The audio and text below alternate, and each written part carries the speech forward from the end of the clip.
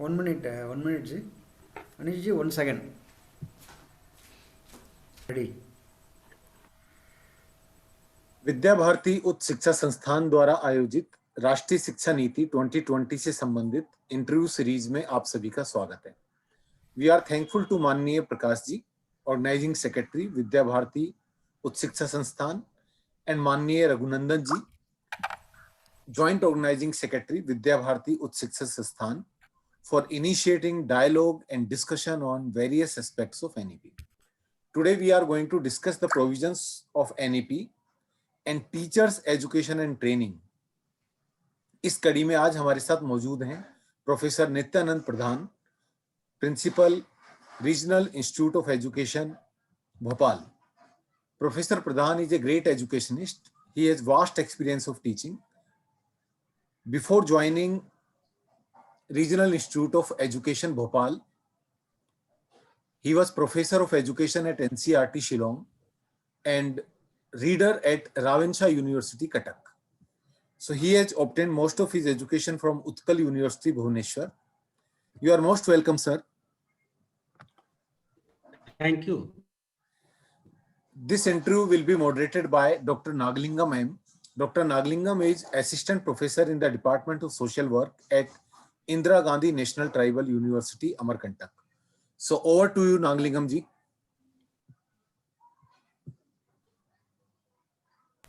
नमस्कार, धन्यवाद जी. Namaskar. Namaskar, Professor Pradhan ji. Very happy to join you for this wonderful discussion. I would like to. Thank you. Namaskar. Thank you, ji.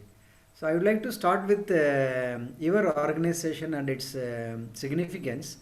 What is the role of Regional Institute of Education in school and teacher education? What significant milestone are reached by your organization in the past? Actually, my organization is one of the constituent units of NCERT. NCERT is an umbrella term. There are 8 constituent units of NCERT, like 5 regional institutes of education, one in Bhopal, where I am working as a principal. The other is at Bhubaneswar, another at Ajmer, another at Mysore, and for Northeast region, there is NERI. This is called Northeast Regional Institute of Education at Shillong. And these 5 plus there is one Pandit Sundarlal Central Institute of Vocational Education, PSSCIVE, which is also situated in Bhopal. Then 2 units at Delhi, namely Central Institute of Educational Technology or CIT and National Institute of Education or NI. So these are the 8 constituent units of NCERT. And mostly these institutes are devoted to the promotion of school education and teacher education. When I say school education, it is from preschool to higher secondary at present. And teacher education, as you know, for different levels of school education like B.Ed, BSc B.Ed, then DLEd and all these things. So these 2 are the major concerns of NCERT in the field of education. If you want anything more, then I can also say. Thank you. Thank you very much for explaining the background of the organization structure. So really it will help the viewers. And the significant milestones reached by your organization in the past. You see, the institute is known in the country and abroad for bringing about national policy on school education particularly, and preparation of textbooks, preparation of national curriculum framework for school education, supporting preparation of your national curriculum framework for teacher education, and then syllabus for school education and textbooks. So all the textbooks, normally this is a continuum. This is a continuum. National policy, then coming to national curriculum framework, then coming to preparation of syllabus, and then coming to preparation of textbooks. So till today, NCERT is mostly known in India and abroad for bringing about quality textbooks in the process, and responsible for and also giving advice to the Ministry of Human Resource Development. Now it is Ministry of Education in all these matters of teacher education and school education. So this is the greatest achievement, and also our institute is associated with or involved in developing or in conducting policy research.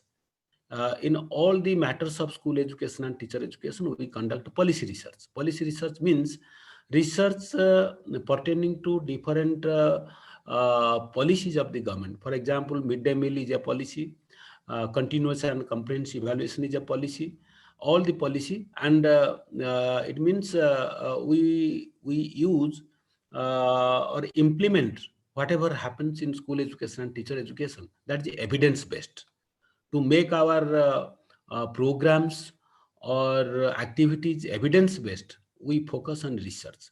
Then another thing, that is called extension activities. Extension activities means we provide support to the school education, state departments of school education in our region. For example, in my region, there are 5 states, and my regional institute education is for Western region. And this region consists of 5 states and 2 union territories. For example, Madhya Pradesh, Chhattisgarh, Maharashtra, Gujarat, then Goa, Dadra Nagar Haveli, and Daman Diu. So we are providing all kinds of support in the matters of school education and teacher education to these state departments of education and to these state departments of education. We also conduct different seminars, conferences, workshops to spread emerging concerns of education. And another thing, the fourth one, I told about research, I told about training, and the third thing is development. We develop teaching learning resources. Textbook is one, which I have already told you. Besides, we also develop supplementary learning materials. For example, if there is anything extra needed for Northeast region, then we also develop those kind of materials, and training packages we develop. And these are the 3 things. First, I told about research, extension, development of learning resources, and fourth activity is also very important, that training. Training means we conduct 2 types of training. One is pre-service training, and another is in-service training. In-service training means training of teachers, those who are in service, for continuous professional development of teachers. Pre-service training means we have all the innovative teacher education programs that are envisaged in our national education policy. Like you have 2-year B.Ed, 4-year integrated BSc B.Ed, 4-year integrated BA B.Ed, 3-year integrated B.Ed M.Ed, then 2-year M.Ed, also diploma course in guidance and counseling. So all the teacher education programs you will find that are there in different regional institutes of education. So these are in nutshell the activities of arise across, almost all the arise in the matters of school education and teacher education. Very happy to Nagalingam ji. listen to you. It is very elaborately you explained. We could understand various aspects, including the milestones reached by you, Ji. Thank you, Professor Ji. Thank you. Now we are discussing on the occasion of the National Education Policy 2020. We know, so we will move to the questions discussions related to that. As a head of Regional Institute of Education, how would you like to implement the ethos of NEP 2020? You see, Nagalingam ji, in the implementation of NEP 2020, ministry has given a huge role than ever before. Than ever before, I can say. You see, if you see the document of NEP 2020, in the development of national curriculum framework for teacher education, previously it was with NCT. Now NCT in our support they will do. Then national curriculum framework for adult education, the national curriculum framework for school education, and also national also curriculum for preschool education. We are preparing model school curriculum for preschool education in the country. As you know, the foundational literacy and numeracy is an important component of NEP. And now all the schools, now in school education, 3 years of preschool education will be integral. Previously, it was not there. Now, it has been said that by 2025, all the schools will have a component of 3 years of preschool education. And for the development of its curriculum framework and curriculum, NCERT has been given the huge responsibility. So these are some of the important responsibilities that are envisaged in the document of NEP 2020. Really interesting to hear from you, Professor Ji. You have mentioned the ministry has given various tasks ever before. That is the key word you used, and it increases our expectation further on this NEP 2020. Thank you very much. Then, how do you think NEP 2020 can transform the school education in India? You see, now we say NEP has envisaged to bring some changes in school education and teacher education of the country. But you have used the term transformation. It is because it is not a simply change. It is a change not as before. For example, from 68 to 86, and from it was about 24 years, and now it is about 30 plus years. So in the meantime, we have entered into 21st century. In the meantime, from 1986 policy to 2020 policy, we have entered in the meantime to 21st century. And for 21st century, we need a set of skills and competencies. We expect a set of skills and competencies from the teachers as well as students. And we have, in the meantime, we have also reached fourth industrial revolution. Fourth industrial revolution means use of internet of things, then artificial intelligence and whatnot. So, and the cyber physical system.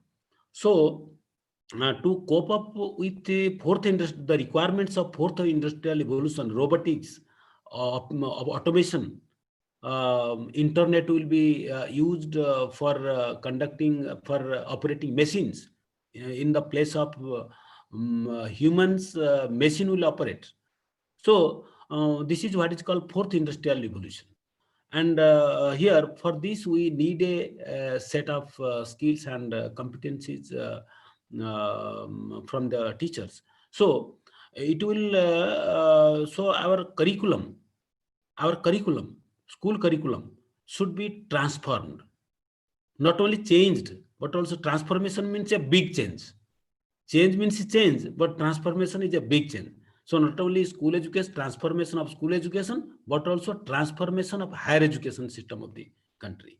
So in this transformation, you first see, we are bringing a significant change in the structure of curriculum and pedagogy. What is the structure of curriculum and pedagogy? Structure of school education from 12 years to 15 years. You see, we were following 10 plus 2 plus 3 pattern, but now it is 5 plus 3 plus 3 plus 4 pattern, where it is 15 years of school education. And we are adding 3 years of preschool education that leads to 15 years of school education. And we are talking of interdisciplinary approach to break the boundaries, subject boundaries. It's a great change. Subject boundaries. There will be no interdisciplinary boundary. Art, science, commerce, that will not be there. Then curricular and extracurricular, that will not be there. And our Prime Minister has told about 10 bagless days. This is a great change.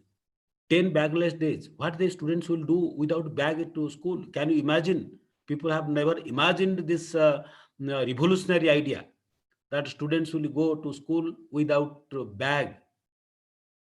And what they will do? They will work like interns. They will do internship with the local people, with the local artisans, with the local craft persons, with the local artists. So this is definitely a big transformation. And another thing, that our education will be rooted in Indian culture and Indian ethos. That has been told ever before. In 21st century, today, we are talking that our education system will be rooted in Indian culture and in ethos. Indian knowledge system in mathematics, in science, in art, and tribal knowledge. So I have never, I have gone through all the policies, but we have never seen such a huge change. And what do you call, how it will bring about transformation of school education. By 2030 to 40, all these things will be implemented. It has been it has been imagined. In these 10 years, because for bringing about a transformation, it requires time, it requires money, it requires expertise. So we have to evolve our system. We have to lay the foundations of our system for this transformation. Thank you. Thank you. Thank you. Really, Professor, your explanations are increasing our interest towards the policy document and its implementation in the coming days. So many things you explained. And when we listen to you, the next question naturally arises: how will you enhance the quality of teachers to take up these kind of special tasks and efforts to meet the target laid down in the NEP 2020? Very nice question, Nagligamji, because as I have told, for this transformation, I have told in addition to financial requirement, there is a target of spending 6% of GDP for education. We have never so far. It has been told long back by Kothari Education Commission, by all the policies, 6%, but we have never reached 6%. That is definitely a lacuna, and this time it is expected. And as you said, expertise means teacher is an expert. So for implementation of teacher policy, the teacher plays a key role. And you'll be happy to know that previously we were talking about the qualification of preschool teachers. Preschool teachers were its qualification was different. For primary teacher, qualifications were different. Minimum qualifications were different. DLED or CT we are talking. After +2, 2 years of this DLED. And for secondary, teachers qualification was different.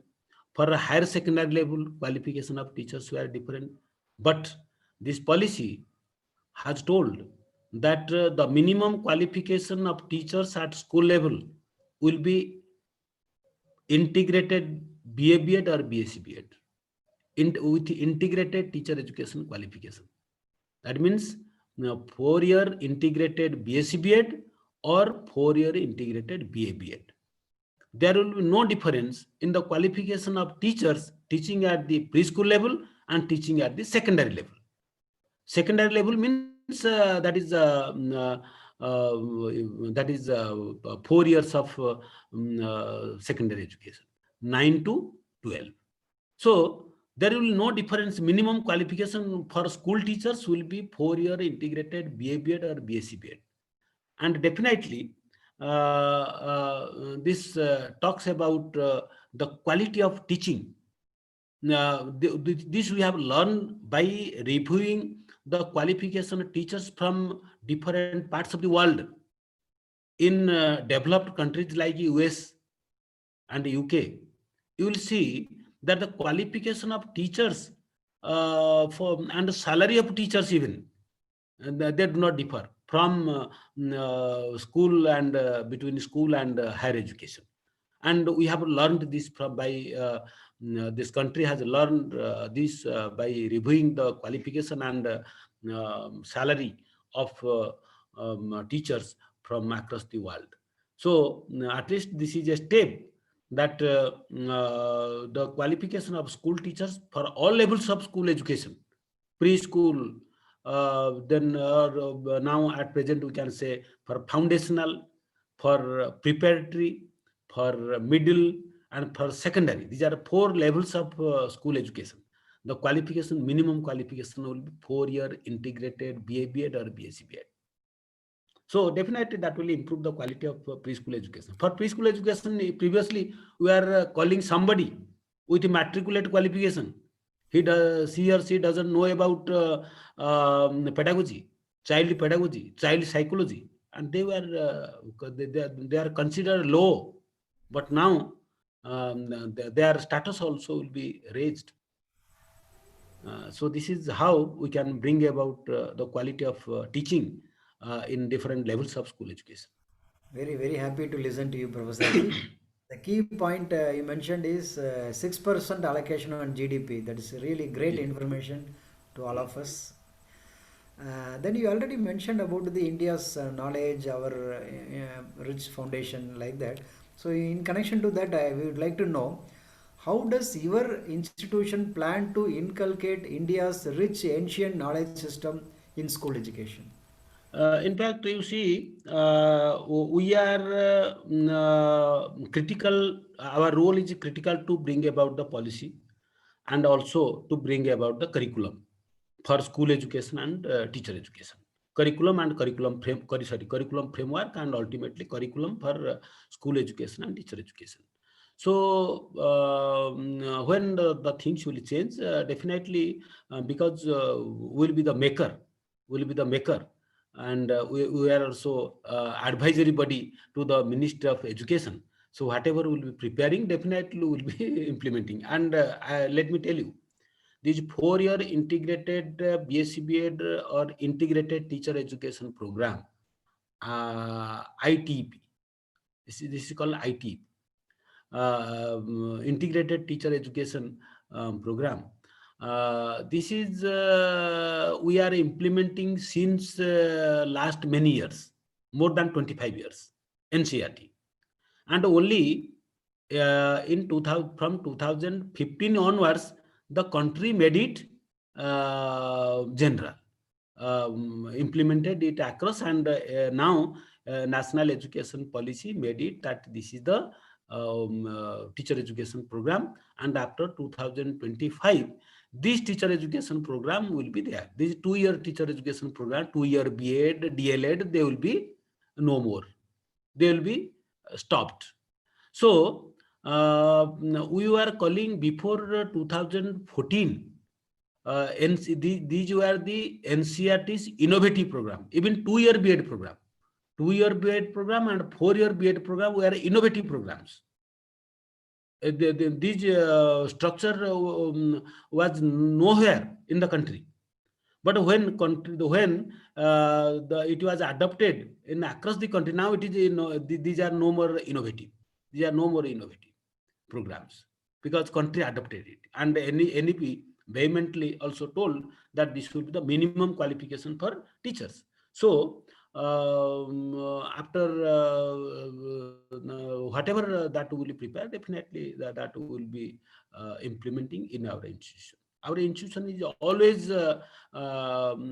does some innovative programs. We'll be also thinking of some innovative programs to be experimented in our institutes, because our institute is a laboratory.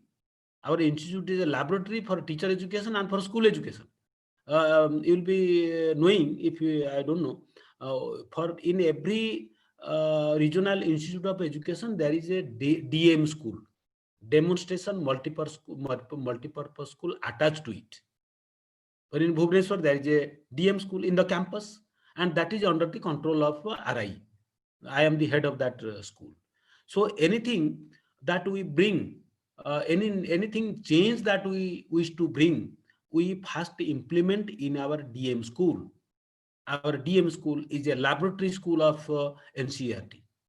So 4 DM schools of the country are the laboratory schools of the country for while bringing any change or any innovations by NCERT, they are first implemented in these schools. For example, learning outcomes. Learning outcomes has been brought out by NCERT, and now these are being implemented in our schools. And now let me tell you, vocational education. Vocational education. Vocational education, we are now experimenting vocational education in RI, in DM School Bhopal, in collaboration with South Korea.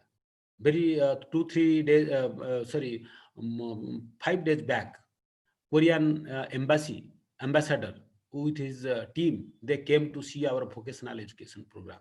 We are implementing now mechatronics. Mechatronics may be a new to anybody.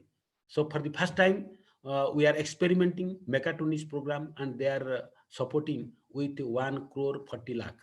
This is government of South Korea on recommendation of embassy of Republic of South Korea to India. So these are some of the innovative programs that we are implementing in our school. So this is the first program in the country to be introduced for experimentation purpose.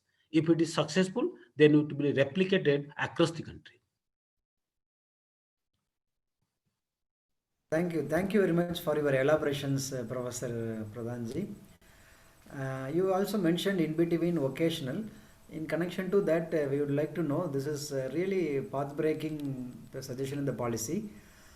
No hard separations between arts and sciences, between curricular and extracurricular activities, between occasional and academic streams, etc. Yes. So this is mentioned. Could you explain about this, how it would work, how it is needed, how it will make changes in the curriculum, school education committee? Yes. You see, when we are talking about curricular, let me start with the curricular and extracurricular.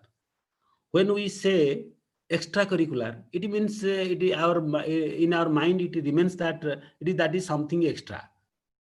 We may or may not have, and that also doesn't add to the somebody's grade, that first class, second class, or whatever. So that these were looked down. These were looked down. Similarly, when we are talking about vocational academic subjects, vocational stream and academic stream, that was also looked down. Vocational, nobody was interested in vocational. Nobody is interested in vocational. Every parents, they want our children to be doctors and engineers, and they want that their children should have a high score at secondary 10th board or 12th board, because that will be considered for that things. And coming to our arts, science and commerce, breaking the barrier between arts, science and commerce. You see, when you are a student of science, you will be confined to the subject like physics, chemistry, mathematics, biology. Suppose you are an artist. You are an artist. You cannot take a subject art, or you are very much interested in music. You cannot take a subject music when you are a student of science. So it happens like good artists, good musicians, they just throw their talent in music and art, and they are confined to physics, chemistry, mathematics, and all that. Suppose I am a good, I want to study science, but I am not interested in biology. I'm not interested in biology. I cannot do that. I cannot do that. Similarly, suppose I am a student of art student. I will be studying history, economics, political science, and so on. These are the subjects. There is a boundary. There is a boundary between science and arts. You cannot cross the boundary. Art student cannot cross the boundary of science, and science vice versa. So here, this boundary has been broken.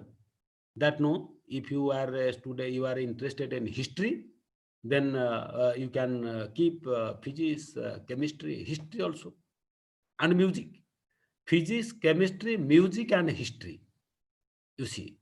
So, in order to support the talents, these boundaries have been broken.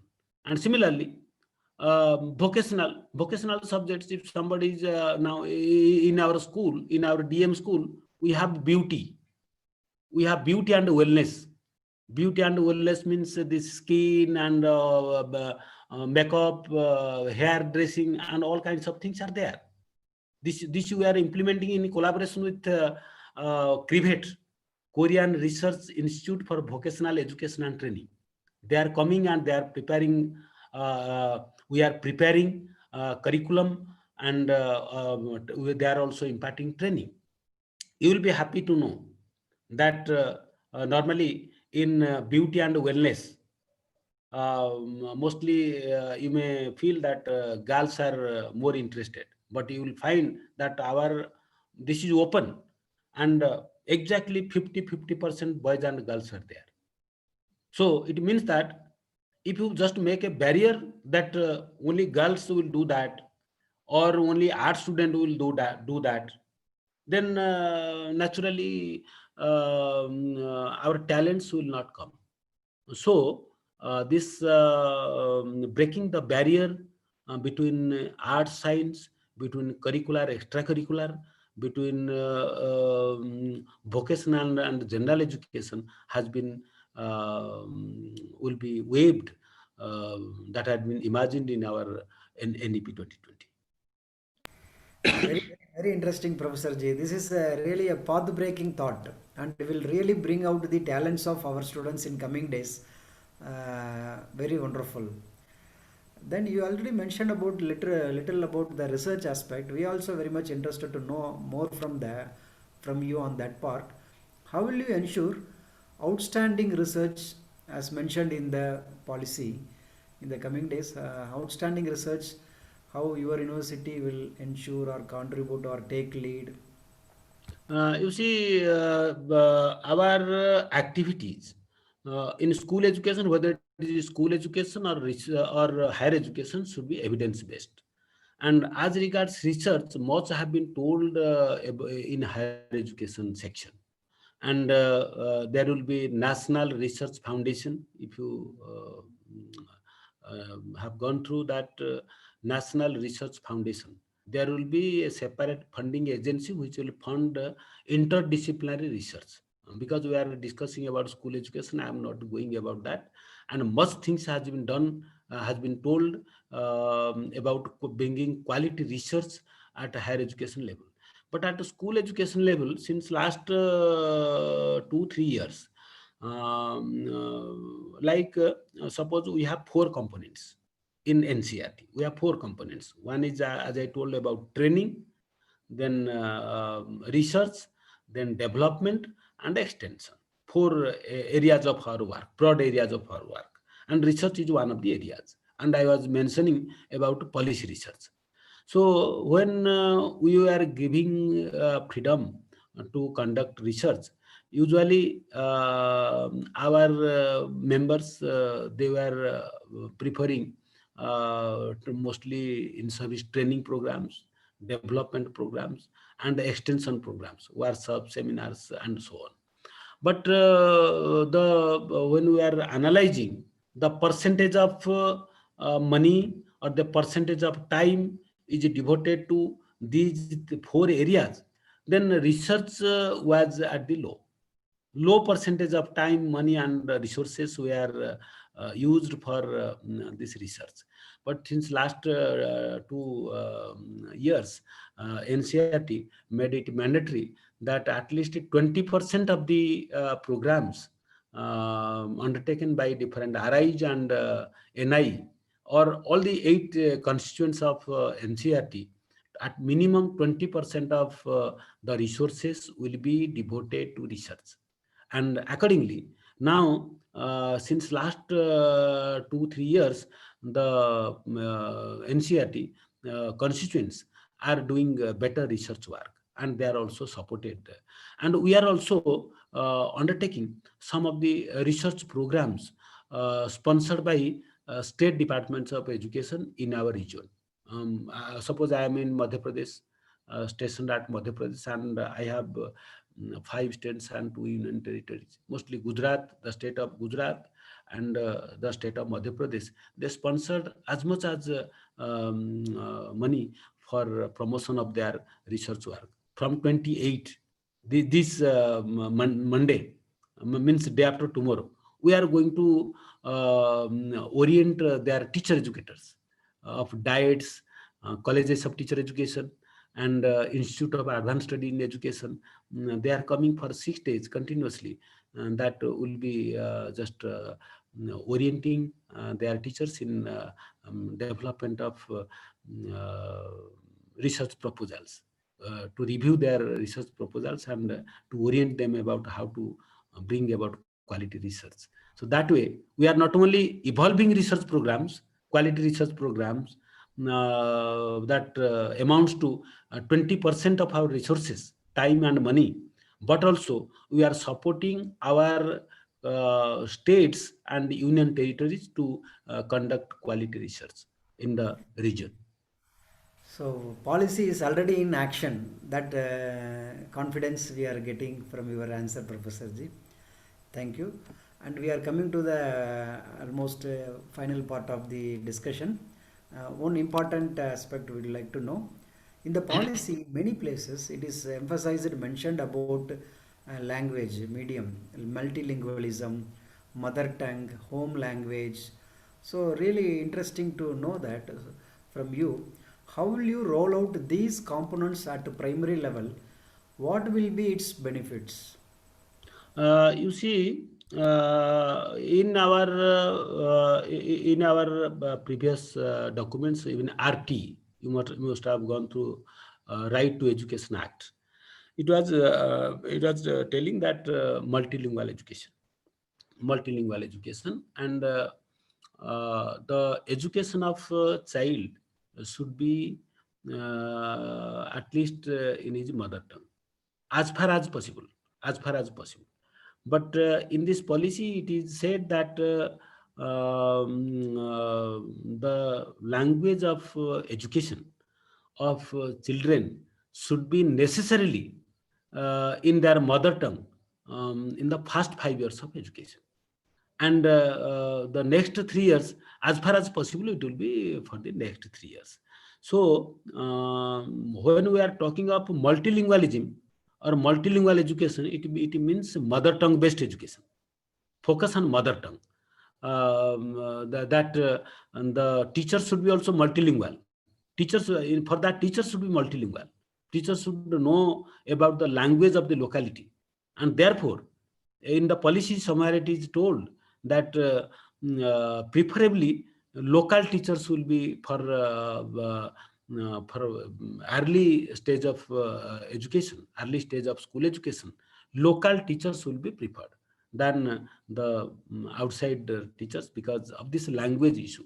So this 3 language formula is a very comprehensive and very well thought formula of not only this policy, but also it has its root in Kothari Education Commission.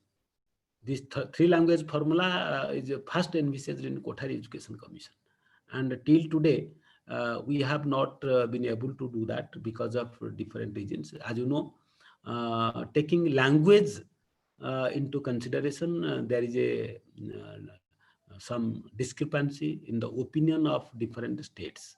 Many states when three language formula was told in national education policy, many states also come forward that we do not accept three language formula, but later they understood, and it is a very well thought formula. It gives freedom to the states to take up language.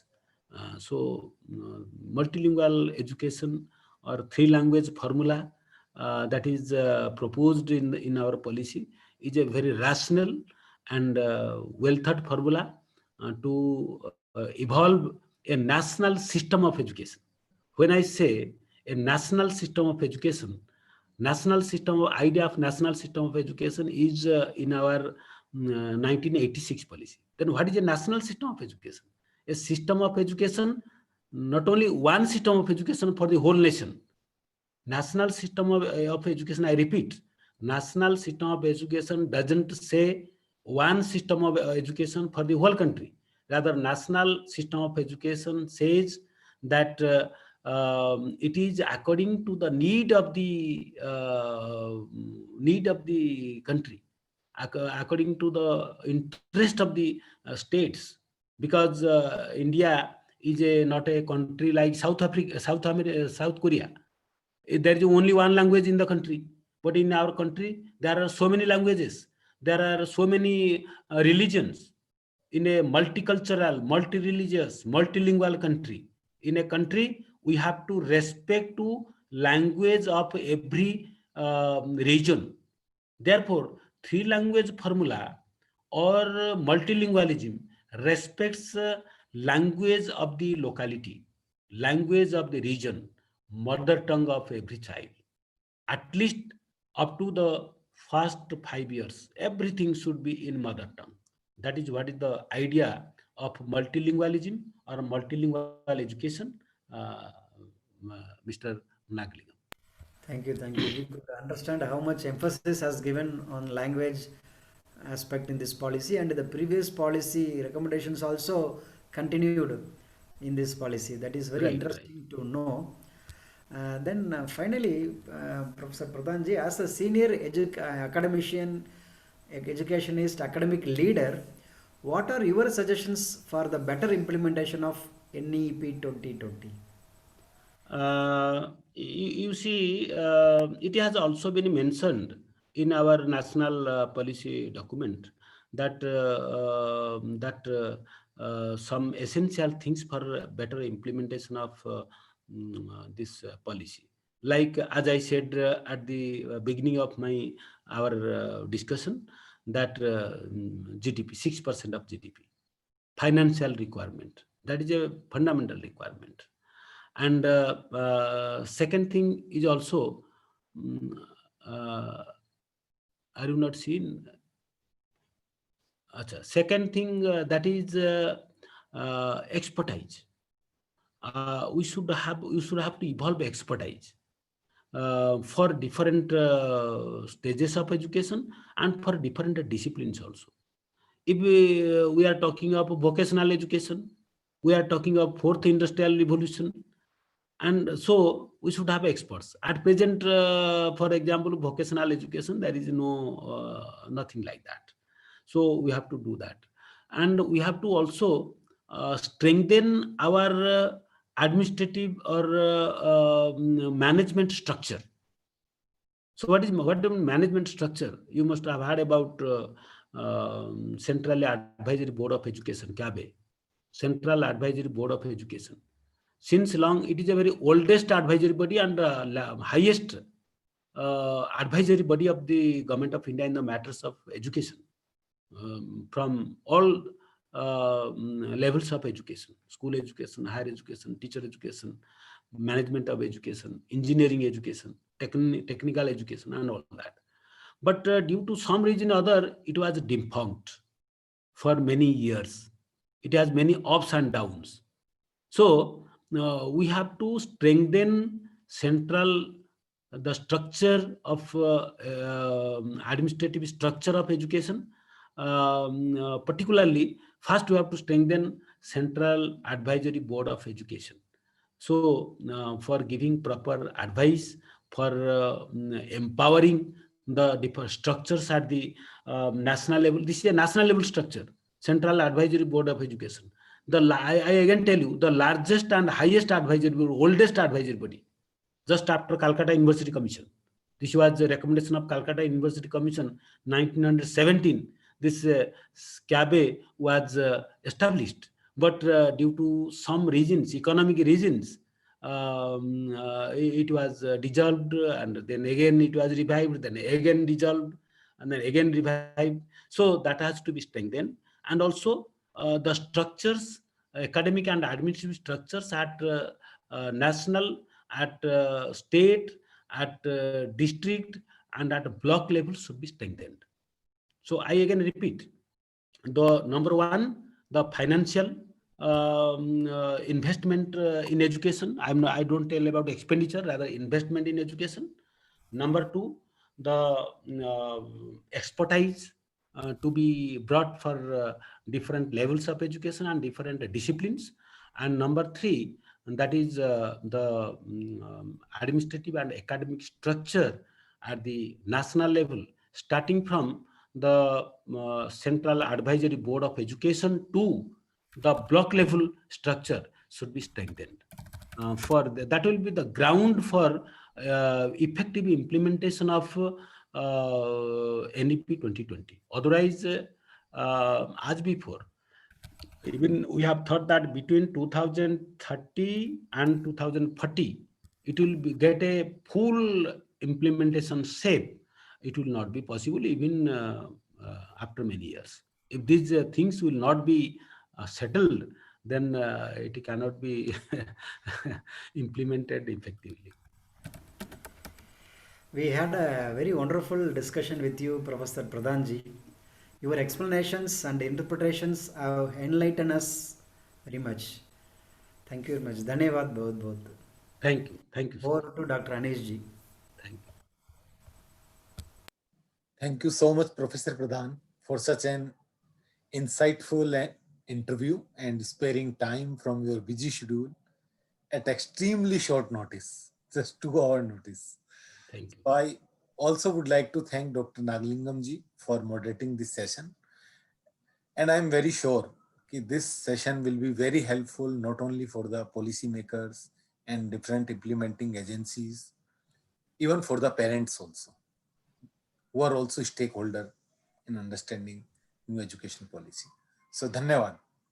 Thank you. Thank you so much. Thank you, Nagalingam ji. Thank you, Avnish ji, for giving me this opportunity to share my thoughts, share my ideas on implementation of NEP 2020. We are honored, sir. We are honored. Thank you. Thank you. So can you